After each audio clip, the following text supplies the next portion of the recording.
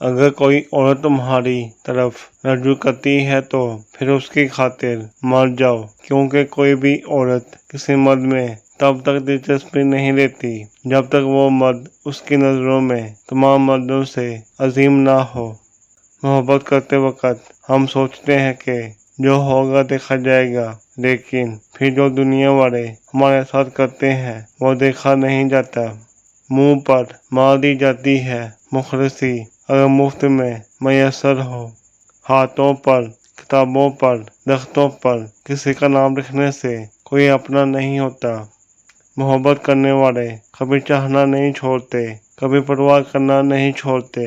اگر وہ بڑھتے بھی ہیں تو بس اتنا کہ آپ سے اپنے حق کے لیے لڑنا چھوڑ دیتے ہیں۔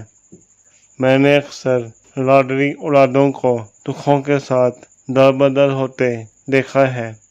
عورت ایک ایسی تشریح کی مانند ہوتی ہے، اگر وہ کسی قدردان کے ہاتھ لگے تو وہ کبھی اس کے رنگ خراب ہونے نہیں دیتا۔ ہاتھ پکڑنے اور تھامنے میں بہت فرق ہوتا ہے۔ پکڑنے والے کی پکڑ چاہے کتنی ہی مضبوط ہو، وقتی ہوتی ہے، اور تھامنے والے ہاتھ تا حیات ہوتے ہیں۔ عورت سچی محبت صرف دو مردوں سے ہی کرتی ہے، ایک اپنے باپ سے، دوسرا اس کی زندگی میں آنے والا مرد، اس کا شوہر۔ دھوکے سے بچنے کے لیے عورت میں 3 چیزیں دیکھ لو۔ اگر عورت زیادہ بولتی ہو تو سمجھ جاؤ وہ لالچی ہے، اور اگر اکثر خاموش رہتی ہو تو سمجھ جاؤ وہ وفادار ہے، اور اگر زیادہ غصہ کرنے والی ہو تو سمجھ جاؤ وہ خود غرض ہے۔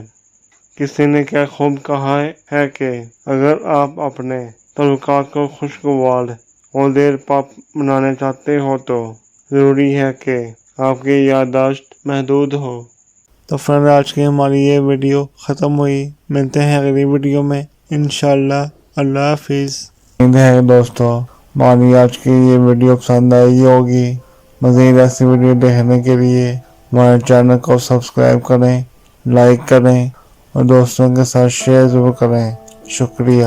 اللہ حافظ۔